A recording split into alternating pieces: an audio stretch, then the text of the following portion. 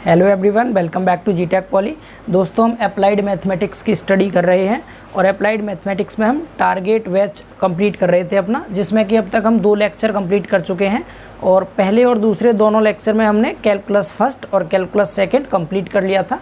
इसके अलावा अभी हमारी 2 यूनिट बची हुई हैं, जिसमें कि एक है हमारा 2 डायमेंशनल कोऑर्डिनेट ज्योमेट्री और दूसरा है हमारा 3D यानी 3 डायमेंशनल कोऑर्डिनेट ज्योमेट्री। तो इन दोनों के लिए हमारे पास टाइम सिर्फ आज का बचा हुआ है। जैसा कि मैं अभी जो वीडियो रिकॉर्ड कर रहा हूँ ये रात का समय है, लगभग 11 बजे हुए हैं, तो मेरे पास तो ये रात का समय है आपको लेक्चर प्रोवाइड करने का। एंड आपके पास सुबह से लेके और दोपहर को 2 बजे आपका एग्ज़ाम है, तो लगभग 1 बजे तक का टाइम है आपके पास। तो मैं कोशिश करूँगा रात में ही आज 11 से लेके लगभग 3-4 बजे तक दोनों आपको 2D और 3D कंप्लीट कर सकूँ।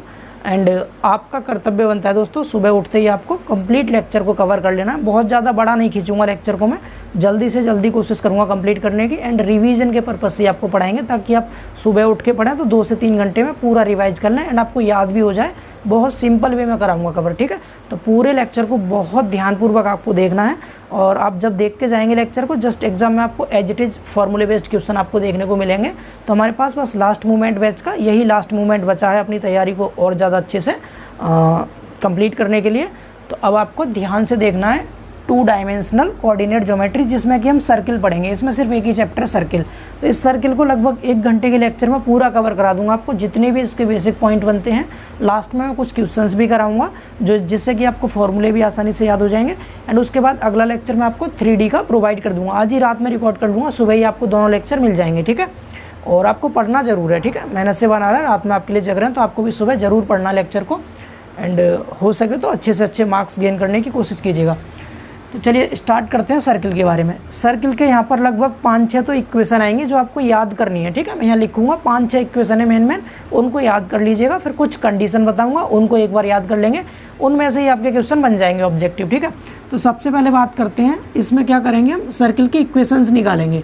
जैसे सबसे पहले फर्स्ट इक्वेशन जो हम निकालेंगे, मैं यहाँ आपको कंडीशन लिखता जाऊँगा, उस कंडीशन के हिसाब से इक्वेशन बनेंगी। सबसे पहली चीज़, आपको किसी भी सर्किल की एक तो सेंटर के पॉइंट देगा, यानी जो सर्किल है उसके सेंटर के निर्देशांक क्या हैं, क्या देगा। पहली चीज़ सेंटर देगा। सेंटर कहते हैं दोस्तों केंद्र को। इस तरह का आपका न्यूमेरिकल क्वेश्चन भी आ सकता है। सेंटर के 2 पॉइंट दिए जाएंगे आपको, एक तो एक्स निर्देशांक होगा जो एक्स अक्ष को दर्शाता है, दूसरा वाई वाला। सपोज H, K दे दिया, मतलब जैसे ये कोई सर्किल है, यहाँ पर ये कोई सर्किल है, तो इसका जो सेंटर है ये आपको दे रखा होगा H, K इस तरह से।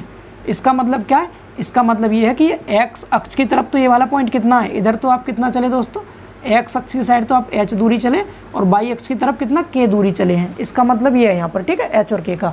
तो मैं जस्ट आपको केवल सर्किल बना रहा हूँ जो आपको याद करना है, बहुत डिटेल में नहीं जाएंगे हम। सिंपल ये सर्किल था, इसका सेंटर आपको दे रखा है कितना H, K। इसी तरह से पॉइंट आपको दिए जाएंगे नंबर की फॉर्म में। ये दूसरी चीज़ आपको इसकी रेडियस दे रखी होगी। रेडियस मतलब त्रिज्या देगा, त्रिज्या, जिसको स्मॉल a लिख रहे हैं स्टैंडर्ड फॉर्म में। ये तीनों नंबर के रूप में वैल्यू देगा आपको।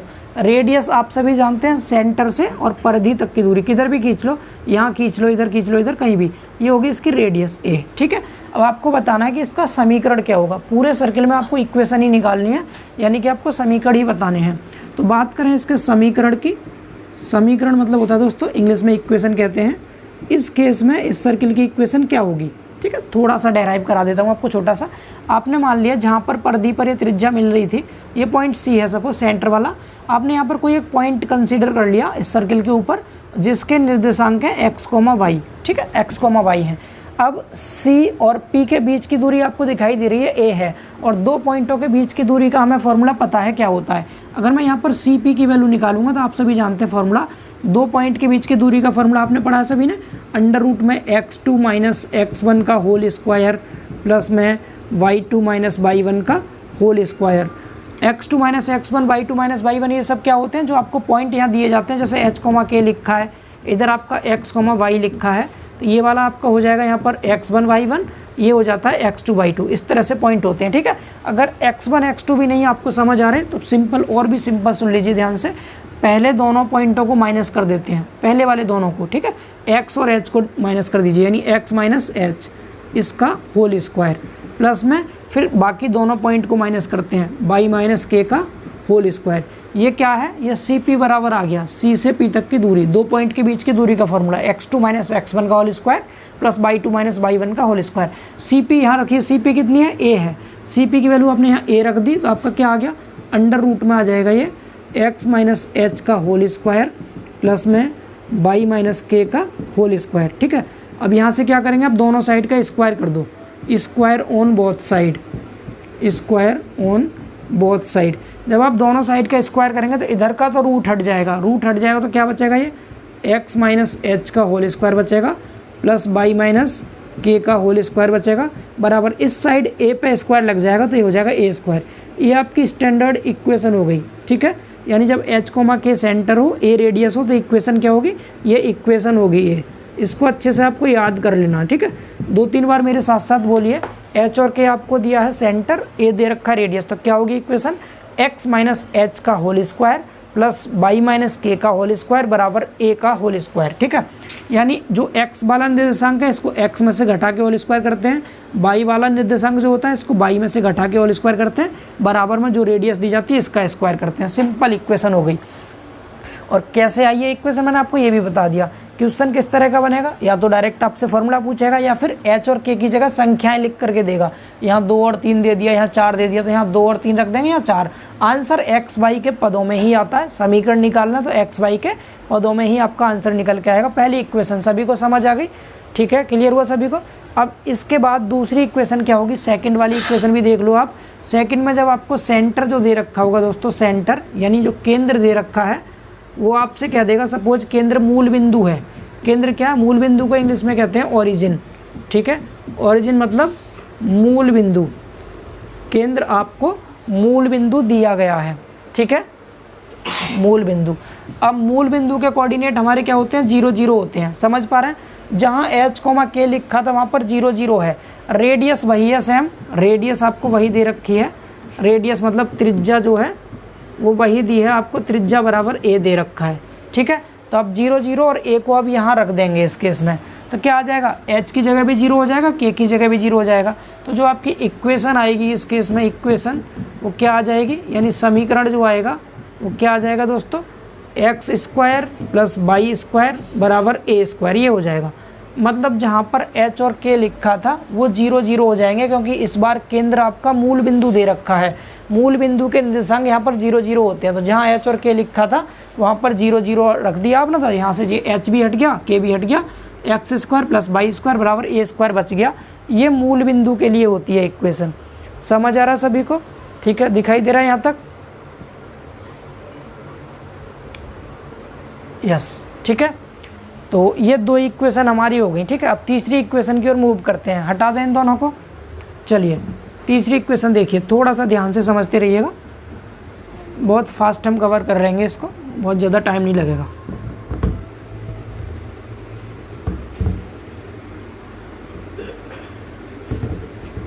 तीसरी इक्वेशन देखिए, पहला सभी इक्वेशन आपको निकालना सिखा दे रहे हैं, उसके बाद फिर इन पे इक्वेशन। तीसरी इक्वेशन आएगी हमारी व्यापक समीकरण, वृत्त का व्यापक समीकरण, वृत्त का व्यापक समीकरण। व्यापक मतलब होता है जर्नल। ठीक है, general equation, general equation of circle, circle की जनरल इक्वेशन, या फिर इसको ऐसे कह सकता है general form of the equation of circle, यानी वृत्त के समीकरण का व्यापक रूप। बड़े रूप में ऐसे भी लिख सकता है, मैंने इन शॉर्ट बोल दिया। जनरल इक्वेशन निकालेंगे सर्किल की, क्या होगी। सर्किल की जनरल इक्वेशन से पहले हम पढ़ लेंगे क्या कि 2 घात वाला हमारा व्यापक समीकरण क्या होता है। व्यापक समीकरण, द्विघातीय व्यापक समीकरण, द्विघातीय व्यापक समीकरण। ठीक है, 2 घात वाला जो आपका जनरल इक्वेशन होती है उसके बारे में पहले देखेंगे। द्विघातीय व्यापक समीकरण क्या होता है, ये सभी को पता होना चाहिए। ये होता है ax square plus B Y square plus 2gx plus 2fy plus 2hxy plus c बराबर 0। ये होता है हमारा क्या, 2 घात वाली जनरल इक्वेशन। ठीक है। अब इसी से हम निकालेंगे सर्किल की इक्वेशन। जितनी भी इक्वेशन बनती है दो घात वाली सभी इसी से बनती हैं। ये व्यापक समीकरण है दो घात का। अब अगर आपको सर्किल की निकालनी हो जनरल इक्वेशन, क्या निकालनी है? जनरल इक्वेशन ऑफ सर्किल, यानी अगर आपको वृत्त का व्यापक समीकरण बताना है क्या होगा, तो इस केस में कुछ नहीं करना आपको। एक्स स्क्वायर का गुणांक और वाई स्क्वायर का जो गुणांक है दोनों बराबर होते हैं और इन दोनों की वैल्यू 1 के बराबर होती है, पहली चीज़। दूसरी चीज़ क्या है, यहाँ जो h होता है इस h की वैल्यू 0 होती है। ये कंडीशन भी आपसे पूछ सकता है क्या कि वृत्त के जो व्यापक समीकरण होता है उसके लिए द्विघातीय व्यापक समीकरण में कौन कौन सी वैल्यू इक्वल होती है, कौन सी वैल्यू 0 होती है। या ये कह सकता है एक्स स्क्वायर का गुणांक और वाई स्क्वायर का गुणांक क्या होता है? बराबर होता है, 1 के बराबर होता है एंड h की वैल्यू इस केस में 0 होती है। डेट मीन्स एक्स वाई का गुणांक 0 होता है। ये चीज़ आपको याद रखनी है। ये वैल्यू यहाँ रख दीजिए तो आपका जो इक्वेशन आएगी वृत्त की इक्वेशन आ जाएगी। क्या बनेगी? एक्स स्क्वायर बन गया, यहाँ 1 रख दिया तो यहाँ 1 रखेंगे तो वाई स्क्वायर बन गया, प्लस में 2gx प्लस में 2f/, प्लस में ये वाला टर्म 0 हो जाएगा जब h को 0 करेंगे, तो प्लस में c बचा बराबर 0। ये वृत्त का व्यापक समीकरण होता है। क्या होता है? वृत्त का व्यापक समीकरण। ये वाला आपको याद करना है। 2-3 बार मेरे साथ बोलेंगे क्या व्यापक समीकरण क्या होता है वृत्त का? X square plus Y square plus 2gx plus 2f/, plus में c बराबर 0। कुछ नहीं करना, एक्स स्क्वायर वाई स्क्वायर को प्लस में करना है। एक बार x का गुणांक लिखना है 2g, दूसरी बार में y का गुणांक लिखना है 2f, प्लस में c जोड़ देना, सिंपल। ठीक है। अब इस वृत्त के समीकरण में आपकी त्रिज्या क्या होगी और सेंटर क्या होगा, ये हमसे पूछ सकता है। जब भी हमें कोई दो घात समीकरण दे रखा होगा हमसे कहेगा इसका आप क्या बताओ, सेंटर और रेडियस बताओ, इसके साथ आपको कंपेयर करना है। ठीक है। तो यहाँ पर जो आपका सेंटर रहता है, सेंटर इस वाले में सेंटर क्या होगा? सेंटर मतलब दोस्तों केंद्र को बोलते हैं। केंद्र क्या होगा इस केस में? तो जो केंद्र रहता है वो g की जो भी वैल्यू होगी नेगेटिव में लिखेंगे, g की वैल्यू नेगेटिव में लिखेंगे, f की वैल्यू -g, -f यहाँ केंद्र होता है। एंड बात करें रेडियस की, रेडियस मतलब त्रिज्या की,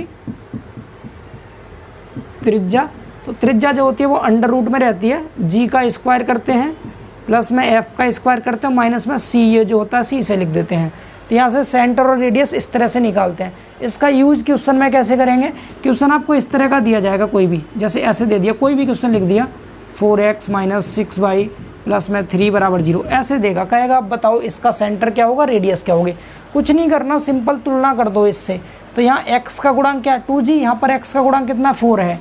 तो आप देखेंगे तो 2g बराबर यहाँ 4 आ रहा है। डेट मीन्स g की वैल्यू हमने निकाली तो 2 आ गई। g की वैल्यू कितनी आई यहाँ से? 2। ऐसे ही यहाँ देखेंगे 2f बराबर -6 है, y का गुणांक 2f यहाँ -6 है।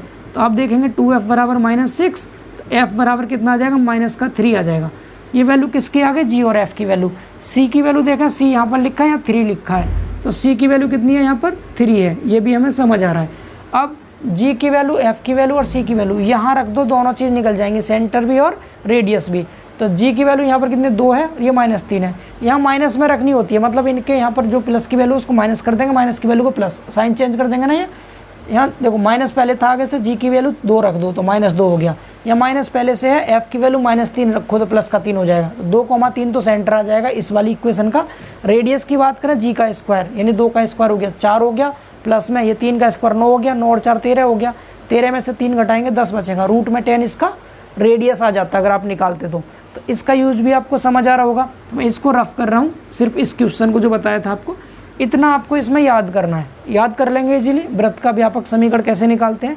व्यापक दो घात वाली जो इक्वेशन होती है इसमें a और b को 1 रखते हैं, h को 0 रखते हैं। तो जो इक्वेशन मिलती है इसको आपको याद करना है, x² + y² + 2gx + 2f/, plus c बराबर 0। सेंटर और रेडियस आपके सामने है, आप इनको भी एक बारी ध्यान से देख सकते हैं। ठीक है, चलिए इसको रफ करते हैं और आगे मूव करते हैं अगले टाइप की ओर। हमने 3 इक्वेशन अब तक पढ़ ली अपनी। कितनी इक्वेशन होगी हमारी वृत्त की? 3 इक्वेशन। एक तो h, k वाली हो गई, एक मूल बिंदु वाली हो गई, एक ये व्यापक समीकरण हो गई। ठीक है, अब अगली की ओर चलते हैं, अगले की ओर। फिर मैं इन पे क्वेश्चन करा दूंगा तो आपको इजीली इन सबका यूज भी समझ में आ जाएगा, कहाँ कहाँ किसका यूज करना है। ठीक है, एक साथ लिख दूंगा मैं कई सारे क्वेश्चन, उससे सभी डाउट आपके क्लियर हो जाएंगे बहुत अच्छे से। 3 हो गई। चौथी इक्वेशन देख लो एक बारी। चौथी इक्वेशन होती है हमारी पैरामेट्रिक इक्वेशन, यानी कि वृत्त के, इनको हिंदी में कहते हैं प्राचल समीकरण, प्राचल समीकरण यानी parametric equation, parametric equation of circle. Parametric equation हम 3 तरह के निकालेंगे, तीनों को आपको ध्यान से सुनना। 3 चीज़ निकालते हैं सिर्फ इसमें। पहला पॉइंट, सबसे पहला पॉइंट, अगर आपको जो मूल बिंदु वाली इक्वेशन थी x² + y² बराबर a², ये कौन सी थी? जिसकी रेडियस a होती थी एंड इसके जो सेंटर होते थे 0,0 होते थे। तो इसका अगर आपको इसका पूछे, इसका प्राचल समीकरण क्या होगा? प्राचल समीकरण यानी पैरामेट्रिक इक्वेशन। तो बिल्कुल सिंपल है, ये जो x होता है इस केस में x की वैल्यू a cos थीटा होती है, ठीक है, x की वैल्यू a cos थीटा होती है एंड y की जो वैल्यू होती है वो a sin थीटा होती है। तो a cos theta a sin theta प्राचल समीकरण होते हैं। बहुत इंपॉर्टेंट है, ऑब्जेक्टिव के हिसाब से पूछ सकता है। आप कहेंगे कैसे होता है, प्रूव करके बताइए इसको। तो आप x की जगह पर रख दो ये वाली वैल्यू, y की जगह पर रख दो ये वाली वैल्यू, आपको RHS मिल जाएगा ऑटोमेटिक। प्रूव करके दिखा देते हैं। देखिए हम LHS में वैल्यू पुट कर रहे हैं, LHS में। तो यहाँ पर जो x² है, x की वैल्यू ये वाली है तो इसका स्क्वायर हो जाएगा, a² हो गया cos² थीटा हो गया, प्लस y की जगह पे ये वाली वैल्यू इसका स्क्वायर कर दो, a² और sin² थीटा। यहाँ से a² कॉमन ले लो, अंदर क्या बच गया? cos² theta plus sin² theta. तो ये वैल्यू 1 होती है, सभी जानते हैं इसको। तो क्या बच गया? a²। राइट हैंड साइड में भी क्या था आपका? a² ही था। प्रूव हो क्या आ गया इजीली। तो हम यहाँ से क्या कह देंगे, जो प्राचल समीकरण होते हैं इस वाली इक्वेशन के, जिसके सेंटर मूल बिंदु होता है 0, 0, त्रिज्या a होती है इसके, ठीक है। अब आगे बात करते हैं दूसरी वाली इक्वेशन की। तो आपको यहाँ से याद कर लेना है, इसको याद कर लेना है। यहाँ जो a cos थीटा और a sin थीटा होता है, इनको हम प्राचल निर्देशांक बोलते हैं। क्या बोलते हैं? या प्राचलिक या फिर प्राचल निर्देशांक। इंग्लिश में आप कह सकते हैं पैरामेट्रिक कोऑर्डिनेट। पैरामेट्रिक कोऑर्डिनेट्स पूछे अगर आपसे, सेकंड पॉइंट कर लीजिएगा आप इसे अपने लिए। तो पैरामेट्रिक कोऑर्डिनेट क्या होते हैं हमारे? पहला x वाला होता है a cos थीटा, y वाला होता है a sin थीटा। तो ये पैरामेट्रिक कोऑर्डिनेट होते हैं। मोस्ट इंपॉर्टेंट है, पूछ सकता है एग्जाम में, वेरी वेरी इंपॉर्टेंट है। इन दोनों में से कोई से एक आ सकता है, चांस रहते हैं बहुत ज़्यादा, ठीक है। तीसरा पॉइंट मैं बात कर रहा हूँ कौन सी इक्वेशन की? जिसके x - h का होल स्क्वायर, जिसका सेंटर h, k था, y - k का होल स्क्वायर और बराबर में a²। ये एक इक्वेशन है। अगर आपसे इसके प्राचल समीकरण पूछे, के प्राचल समीकरण, तो कुछ नहीं है इसमें, इसके भी हम पैरामेट्रिक इक्वेशन निकाल सकते हैं। यहाँ x बराबर क्या लिखा है अपने, x की वैल्यू क्या लिखी है? a cos theta. इस a cos थीटा में x वाला कोऑर्डिनेट h है तो h को जोड़ दीजिए। अगर आप y को देखेंगे, y में क्या था आपका? a sin theta. इसमें क्या कर देंगे आप? k जोड़ देंगे y वाला कोऑर्डिनेट। ये हो जाएंगे आपके प्राचल समीकरण, ठीक है। क्या हो जाएंगे? प्राचल समीकरण हो जाएंगे x बराबर। अगर आप x और y की वैल्यू यहाँ पर ये रखेंगे, ये भी a² के बराबर ही आएगा। आप इसको पुट करके देख सकते हैं, बिल्कुल सिंपल है। देखिए आप रख के देखिए, जब इसे यहाँ रखेंगे तो माइनस का h था, ये प्लस का h, माइनस का h कट जाएगा, क्या बचेगा? a² cos² थीटा बचेगा यहाँ प्लस, यहाँ पर रखेंगे तो k से k कट जाएगा प्लस माइनस का, ये भी a² sin² थीटा हो जाएगा। ऊपर की तरह से कॉमन लेंगे, सिंपल a² आ जाएगा बन के, ठीक है। ईजी है बिल्कुल। तो आपको दोनों ही चीज़ें याद कर लेनी है। प्राचल इक्वेशन ये होती हैं, याद हो गई होंगी सभी को, ऐसी उम्मीद करते हैं, ठीक है। अब आगे बात करते हैं अगले टाइप की। कितने टाइप हो गए हमारे अब तक? 4 टाइप हो गए, 4 टाइप। चारों टाइप याद हो गए। सबसे पहला टाइप ये वाला पड़ा था, जिसके इसमें सेंटर आपके h, k रहते थे, रेडियस a होती थी, उसकी इक्वेशन रहती थी x - h का whole square plus y - k का होल स्क्वायर प्लस बराबर a², ठीक है। दूसरा हमने पढ़ा था मूल बिंदु वाला, जिसके सेंटर 0, 0 थे और त्रिज्या a थी। 0, 0 का मतलब h और k 0 हो जाएंगे तो ये बचेगा x² + y² बराबर a²। दूसरा पढ़ा था। तीसरा हमने व्यापक समीकरण पढ़ा था। व्यापक में क्या पढ़ा था?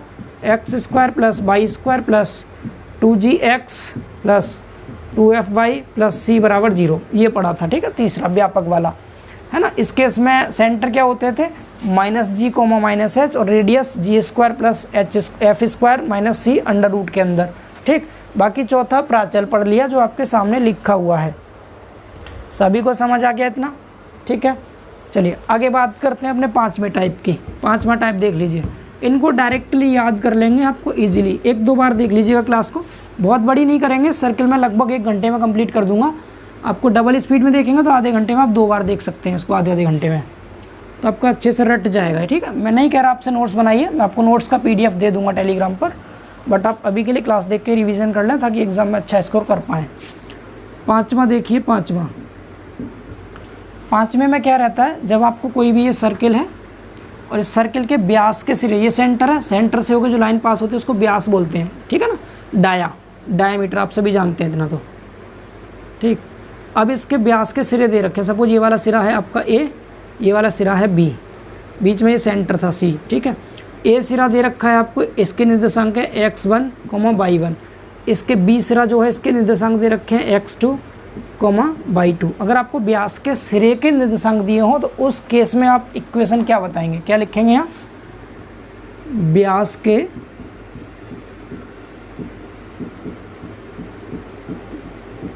सिरे के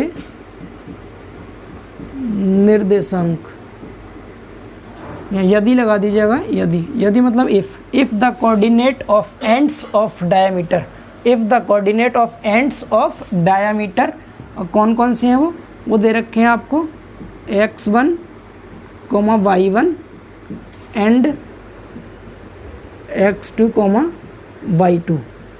ठीक है, ये दे रखे हैं। तो इस केस में आपको बताना है वृत्त का समीकरण क्या होगा। वृत्त का समीकरण मैं बिल्कुल सिंपल तरीका बताऊंगा, एकदम आसान सा तरीका। इक्वेशन ऑफ सर्किल आपको बताना है। इक्वेशन ऑफ सर्किल क्या होगा, बहुत आसान, सुन लीजिए। जो x वाले कोऑर्डिनेट है, ये पहले दोनों x वाले होंगे, दूसरे वाले दोनों y वाले होते हैं। तो x वालों को तो x में से माइनस कर दो, x में से x1 घटा दिया पहले ब्रैकेट में, दूसरे में x में से x2 घटा दिया, ये तो एक साइड का आ गया। बीच में प्लस कीजिए, बाकी दोनों में से y में से दोनों को घटा दो, y वालों को। पहला y माइनस y1 हो गया, दूसरे ब्रैकेट में y माइनस y2 हो गया। ठीक है, बराबर में 0 लिख दीजिएगा। क्या लिख देंगे, बराबर में 0। समझ पा रहे हैं, इस तरह से आपकी ये जो इक्वेशन निकल के आती है, ये क्या होता है, वृत्त का समीकरण होता है जब व्यास के सिरे के निर्देशांक आपको दिए जाएं। इस पर कोई भी क्वेश्चन आपसे पूछा जाए बहुत आराम से निकाल देंगे। आपसे कह दिया व्यास के सिरे के निर्देशांक है -2, 3 और इधर कह दिया आपसे 2, 1, ये निर्देशांक है, तो क्या आप इक्वेशन नहीं निकाल सकते। यहाँ पर 2 लिखा है, इनको x1 y1 कह दीजिएगा, इसको x2 y2 कह दीजिएगा। तो जहाँ पर x1 y1 है, x1 y1 इनकी जगह इन्हें रखिएगा। मतलब पहले x वाले दोनों x में से घटा देंगे, दूसरे y वाले दोनों y में से घटा देंगे, सॉल्व कर दीजिएगा, इजीली आप आंसर ला सकते हैं इसका। ठीक है, तो व्यास के सिरों के निर्देशांक पर आपका समीकरण ये हो गया। 5 हो गए हमारे। इसको और दूसरे तरीके से भी कर सकते थे आप।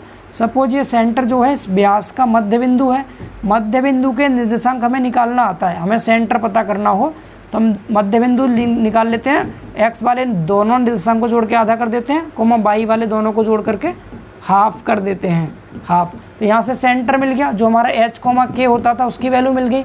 एंड रेडियस निकालनी हो तो सेंटर पॉइंट जो आएगा वो, और ये वाला इन दोनों के बीच की दूरी, ये आपको a मिल जाएगा रेडियस। फिर आप h, k और a वाला फार्मूला भी लगा सकते हैं, वहाँ से भी हो जाएगा, लेकिन वो लॉन्ग प्रोसेस है। ये बिल्कुल सिंपल प्रोसेस है, आप डायरेक्ट फार्मूला याद कीजिएगा। हो सकता है ऑब्जेक्टिव में सीधे सीधे आपसे फार्मूला उठा करके ही पूछ ले। क्लियर ना। तो आपके ये 5 स्टैंडर्ड फार्मूले मेन 5 हो गए आपके। ठीक है, अब आगे चलते हैं और इसको रफ करते हैं।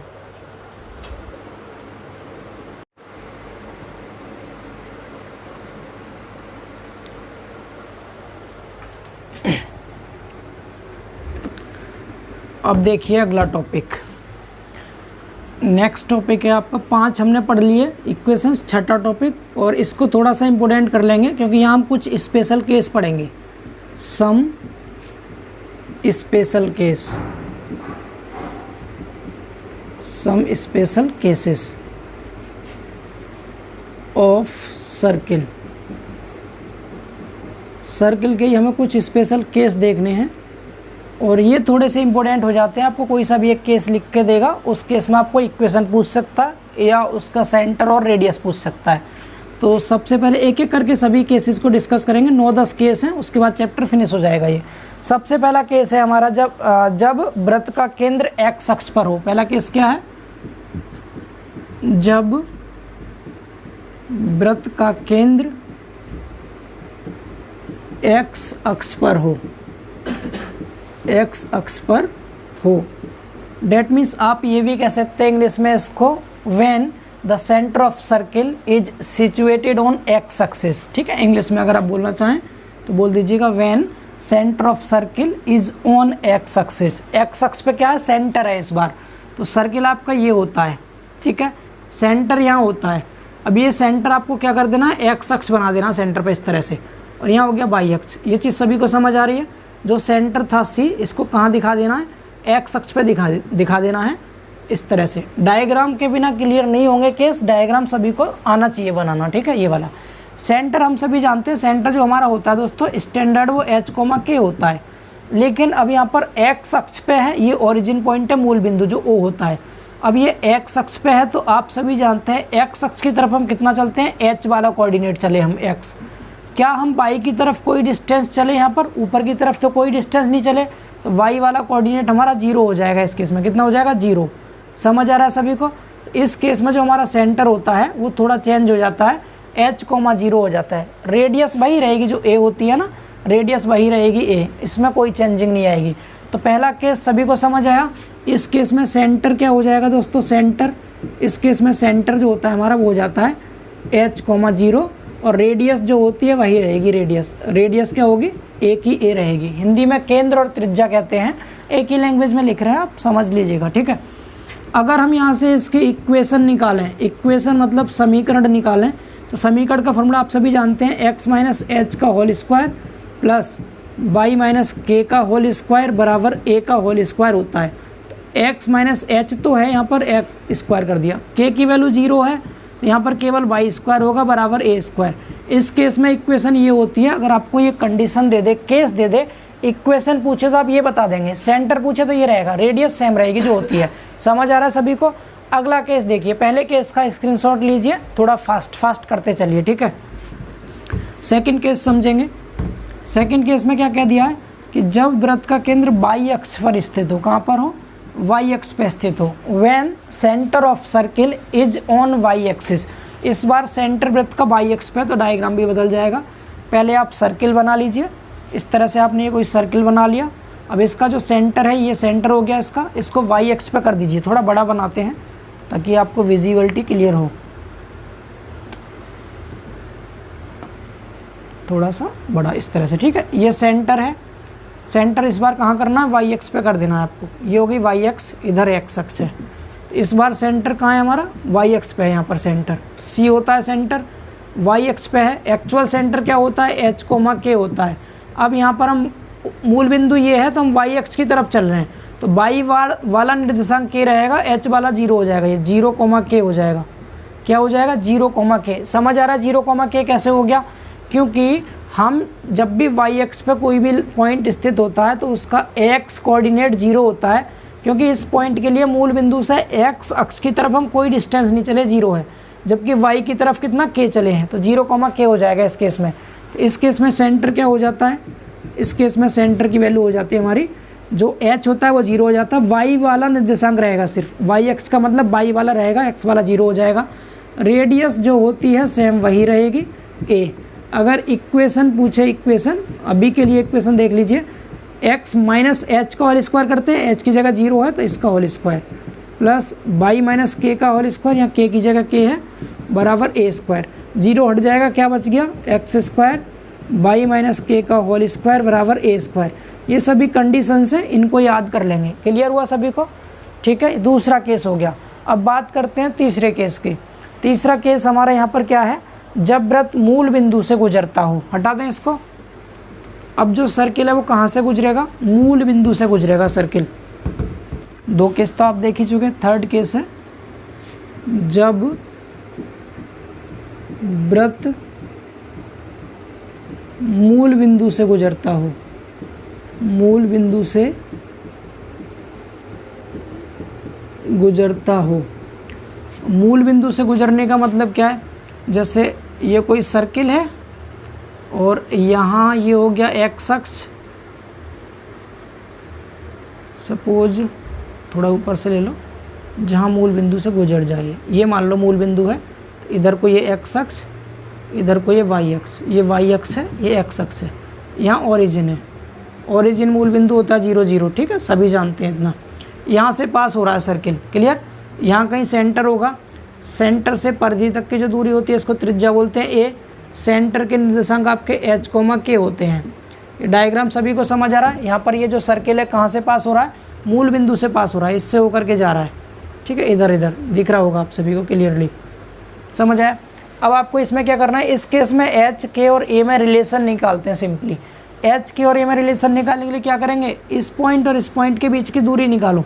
बीच की दूरी का फॉर्मूला सभी को पता है, क्या होता है, अंडर रूट में x2 - x1 का होल स्क्वायर यानी h - 0 का होल स्क्वायर प्लस में k - 0 का होल स्क्वायर हो जाएगा, k - 0 का होल स्क्वायर बराबर में बीच की दूरी क्या a है तो a का स्क्वायर, सॉरी स्क्वायर नहीं, बीच की दूरी a है, a कर दिया। यहाँ तक समझ आया। अब दोनों साइड का स्क्वायर कर दो। जब आप दोनों साइड का स्क्वायर करेंगे तो यहाँ से तो रूट हट जाएगा, क्या बचेगा, h स्क्वायर प्लस में k स्क्वायर बराबर इधर क्या बचा, a पे स्क्वायर हो गया। ये तो रिलेशन आ गया h, k और a स्क्वायर में, ठीक है। अब जो इक्वेशन होती है, इक्वेशन क्या होती है, इक्वेशन भी एक बार देख लीजिए, आपसे डायरेक्ट पूछ सकता है इक्वेशन। तो फॉर्मूला हम सभी जानते हैं, x - h का होल स्क्वायर होता है, y - k का होल स्क्वायर होता है बराबर में a का होल स्क्वायर होता है। समझ पा रहे हैं। a स्क्वायर की जगह वैल्यू रख दो h square plus k square, देखो क्या निकल के आएगा। पहले इनका होल स्क्वायर खोलो, a square plus b square minus 2ab तो 2hx प्लस इसे भी खोलो, a square plus b square minus 2ab यानी 2ky, ठीक है। a माइनस b का होल स्क्वायर लगाया है दोनों जगह बराबर a स्क्वायर की वैल्यू क्या है ऊपर देख लीजिए, h स्क्वायर प्लस में k स्क्वायर। अगर आप ध्यान से देखेंगे ये तो h स्क्वायर था, ये कैंसिल, यहाँ पर k स्क्वायर था, ये कैंसिल, ठीक है, कट गया दोनों तरफ का।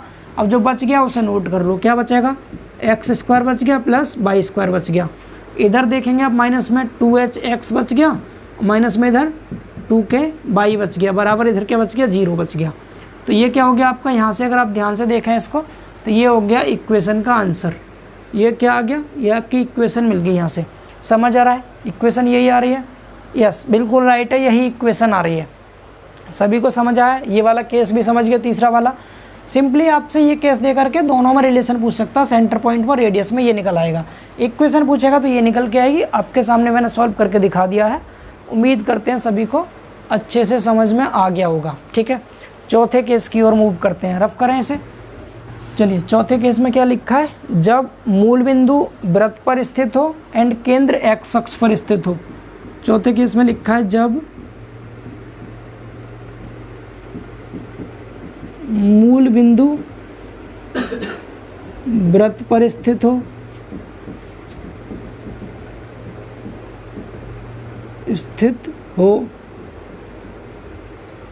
एंड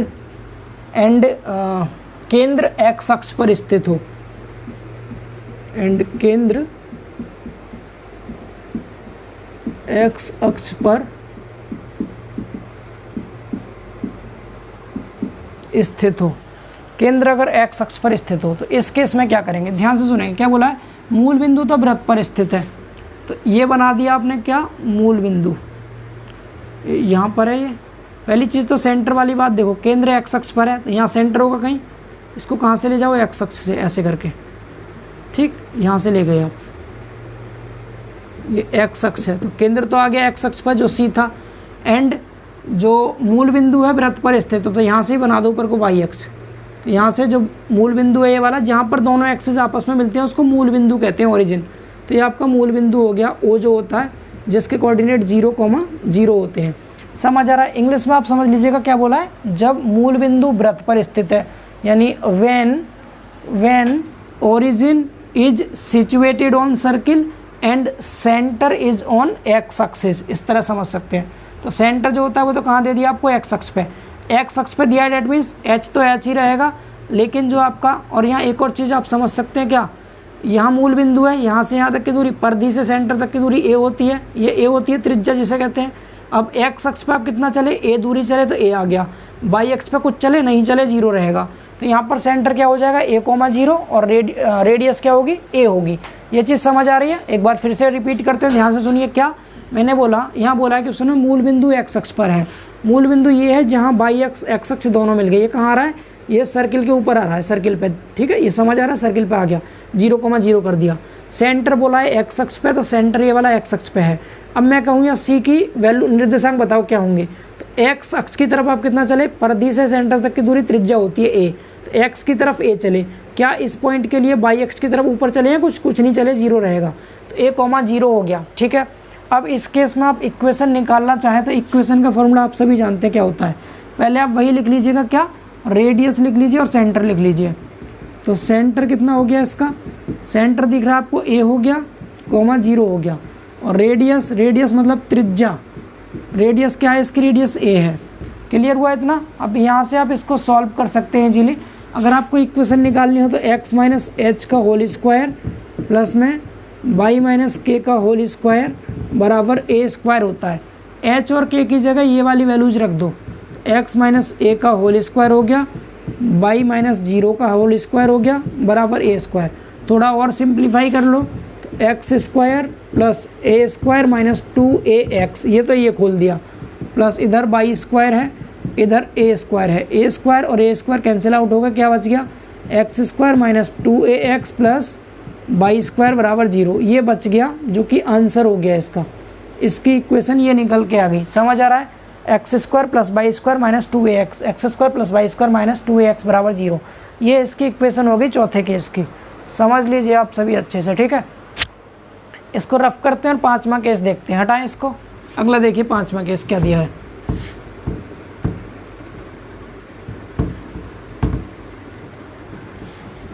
सिंपल है, बस आपको कंडीशन पढ़नी है, डायग्राम बना के इजीली सॉल्व कर देना है। 5वें केस में कह रहा है जब मूल बिंदु वृत्त पर स्थित हो एंड केंद्र वाई अक्ष पर स्थित हो। यहाँ क्या कह दिया, वाई अक्ष पर है सेंटर। इस बार पहले आप सर्किल बनाइए, बना दिया, सेंटर ये होता है, इसको वाई अक्ष पर कर दीजिए स्थित इस तरह से, ठीक है। सपोज यहाँ सेंटर है, ये वाई अक्ष पे आ गया, ये वाई अक्ष है आपकी, एक्स अक्ष इधर ले जाओ, एक्स अक्ष तो मूल बिंदु आ गया सर्किल पे, ये ओरिजिन है ओ, जिसके निर्देशांक 0, 0 होते हैं। समझ आ रहा है। अब अगर आपसे कहा जाए वाई अक्ष की तरफ कितना है, देख लीजिए, ये टेढ़ा बन गया डायग्राम, कोई बात नहीं, समझ आ रहा होगा ना। इसको देखेंगे आप तो आपको पता है परिधि से लेके और सेंटर तक की दूरी रेडियस होती है ए। वाई अक्ष पे ए चल रहा है, क्या एक्स अक्ष पे कुछ चले, कुछ नहीं चले। एक्स वाला निर्देशांक 0, पीछे वाला वाई वाला निर्देशांक होता है वो ए है, वाई पे हम ए चले हैं, ठीक है। तो क्या हो गया, 0,a, ये आपका सेंटर आ गया। तो सेंटर यहाँ से कितना आ गया, सेंटर आ गया 0,a। रेडियस कितनी है, रेडियस है हमारी यहाँ पर a। अब आप इक्वेशन निकाल सकते हैं इजीली। इक्वेशन का फॉर्मूला क्या होता है, x माइनस, यहाँ से लिखना शुरू करते हैं, x माइनस एच की जगह 0 है, 0 का square plus y minus K की जगह a है, a का स्क्वायर बराबर रेडियस का स्क्वायर। ये फॉर्मूला होता है ना, x माइनस एच का whole square plus y minus के का होल स्क्वायर बराबर a स्क्वायर। सॉल्व कीजिए इसको, तो यहाँ से स्क्वायर खोलेंगे तो ये एक्स स्क्वायर ही रहेगा।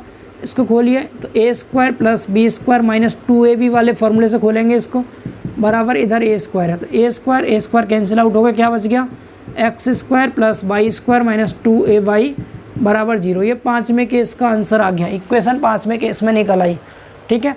इनको प्लीज़ करके कोई रटेगा नहीं, जो मैं आपको केस बता रहा हूँ ये रटने के नहीं होते हैं। लाइन पढ़नी है जो क्वेश्चन में दी जाएगी, डायग्राम बनाना है, आंसर निकाल देना है इजीली। फॉर्मूला एक ही अप्लाई हो रहा है बार बार, एक्स माइनस एच का whole square plus Y minus के का होल स्क्वायर बराबर a स्क्वायर वाला, ठीक है। समझ आया। चलिए आगे देखते हैं। ये 5वां केस था दोस्तों, कौन सा था ये 5वां केस था। इस तरह के दोनों केस हो गए हमारे। 5वें केस के बाद आगे मूव करते हैं, ज़्यादा नहीं, बस 4 केस हो रहे हैं, ठीक है। अगले केस में क्या लिखा है, जब वृत्त एक्स अक्ष को स्पर्श करता हूँ, हटा दें इनको। छठा केस समझिए, केस नंबर 6। जब वृत्त एक्स अक्ष को स्पर्श करता हूँ, छठा केस, जब वृत्त एक्स अक्ष को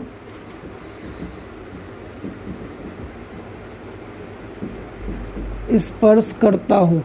अब जब ये एक्स अक्ष को स्पर्श करेगा तो क्या हो जाएगा, इसके इसमें डायग्राम बनाइए। ये है सर्किल, ये स्पर्श कर रहा है किसको, एक्स अक्ष को, वाई को स्पर्श नहीं कर रहा है। यहाँ वाई बनाइए दूर को, और एक्स अक्ष को क्या कीजिए, स्पर्श करा दिए। ये एक्स अक्ष को स्पर्श करा दिया, ठीक है। आप जानते हैं यहाँ सेंटर होता है, सेंटर जो होता है सी, अब ये आप यहाँ से परिधि से सेंटर तक की दूरी होती है इसकी रेडियस, जैसे हम ए बोलते हैं। अब खुद बताइए सी जो होता है हमारा एच कोमा के होता है, एच मतलब एक्स अक्ष की तरफ आप कितना चले तो वो तो एच ही रहेगा, जो एच है वो तो एच ही रहेगा। बाई अक्ष की तरफ बाई निर्देशांक जो होगा वो किसके बराबर हो जाएगा, त्रिज्या के, ए के बराबर हो जाएगा। यहाँ पर क्यों हो जाएगा, क्योंकि आप बाई अक्ष की तरफ कितनी दूरी तय की है, यहाँ से यहाँ तक की दूरी ए, तो बाई वाला निर्देशांक इस केस में ए हो जाता है। ये आपको याद कर लेना अच्छे से। याद का मतलब क्या, तरीके से चलना है। सेंटर आपको देखना है, सेंटर एक्स अक्ष की तरफ कितना चले एच, बाई की तरफ कितना चले ए दूरी चले हैं ए, तो ए लिख दिया, तो एच को हमारा ए इसका सेंटर हो गया। यहाँ पर नोट करने वाली बात क्या है, जो बाई निर्देशांक होता है वो त्रिज्या के बराबर होता है। क्या, वाई निर्देशांक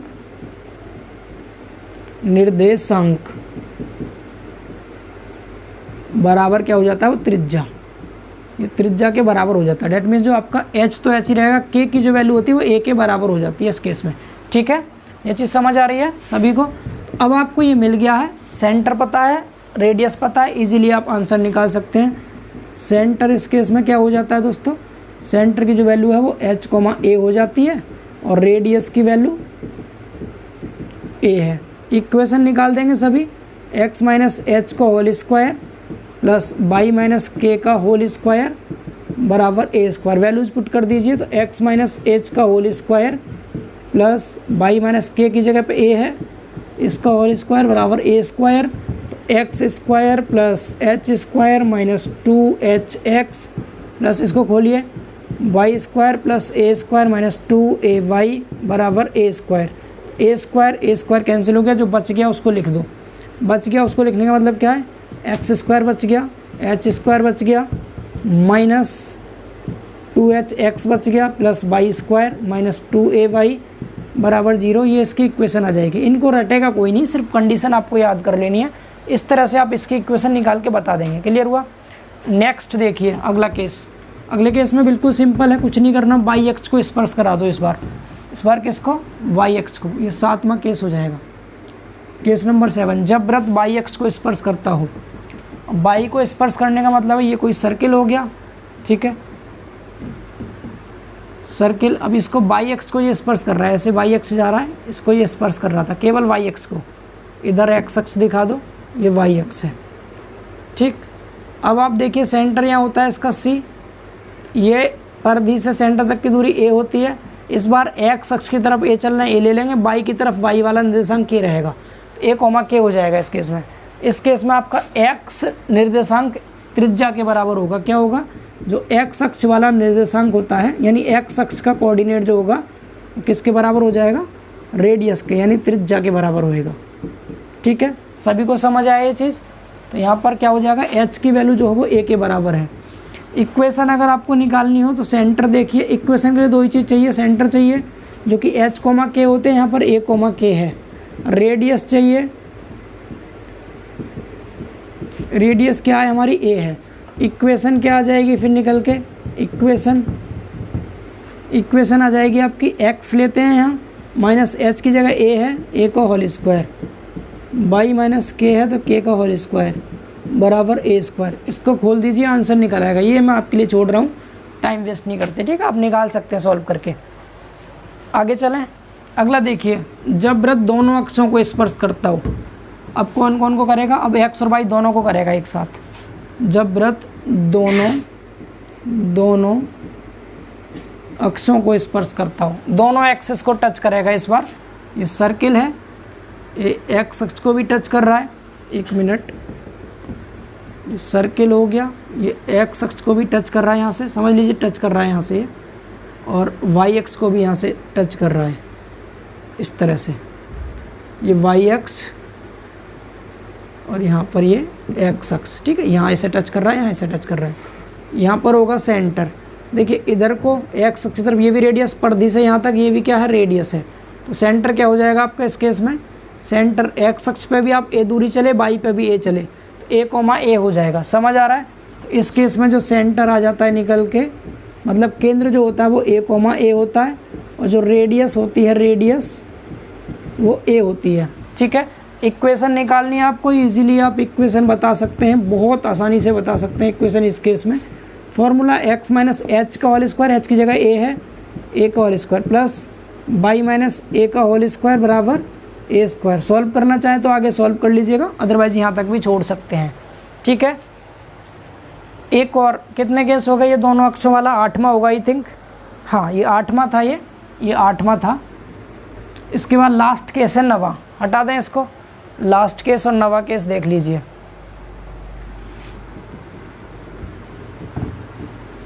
जब सर्किल किसी लाइन को टच करता हो, ठीक है, जब वृत्त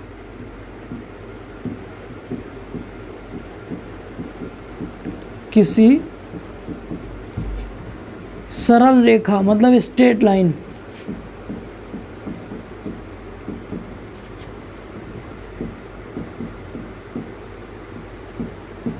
स्पर्श करता हो, जब वृत्त किसी सरल रेखा को स्पर्श करता हो। अब सर्किल ये है आपका, ये कोई सर्किल है, नीचे यहाँ पर क्या है, कोई लाइन है, ये क्या है, कोई स्ट्रेट लाइन है, सीधी रेखा है। इस स्ट्रेट लाइन की इक्वेशन मान लो, मैं सही से बनाता हूँ थोड़ा। ये हो गया सर्किल, ये हो गई स्ट्रेट लाइन, सॉरी, ठीक है, आप सही से बना लीजिएगा, थोड़ा मार्कर फिसलता है बोर्ड पर यहाँ। ठीक है, इस लाइन की इक्वेशन आपको दे रखी है, suppose a x plus B y plus c बराबर 0। ये कोई लाइन है आपकी, रेखा है, ठीक। और यहाँ इसका सेंटर है, सेंटर समझ पा रहे हैं। सेंटर आपको दिया जाएगा क्वेश्चन में जितना भी होगा। सेंटर अब तक आप पढ़ते आ रहे हैं, सेंटर क्या होता है, एच कोमा के होता है, ये आपको दिया जाएगा। इस केस में अगर आपको सेंटर तो आपको पहले से पता रहेगा, जो भी क्वेश्चन में होगा दिया जाएगा, एच कोमा के ही रहेगा। अब रेडियस आपको इस केस में निकालनी होती है, रेडियस, त्रिज्या। रेडियस क्या होगी, सेंटर से आप इस लाइन पर लंब डाल दो, सेंटर से इस लाइन पर डालेंगे, लंब की लंबाई होगी, क्या होगी, सेंटर से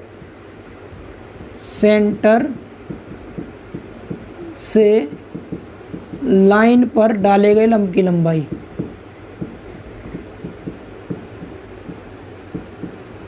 लंब कहते हैं परपेंडिकुलर को, तो लंब की लंबाई जो होगी वो रेडियस के बराबर होगी। तो रेडियस यहाँ पर ए होता है, इस केस में जो ए की वैल्यू आएगी किसके बराबर आएगी, इस लाइन पे अगर आपको लंब डालना है तो एच और के की वैल्यू एक्स और वाई की जगह रख दो।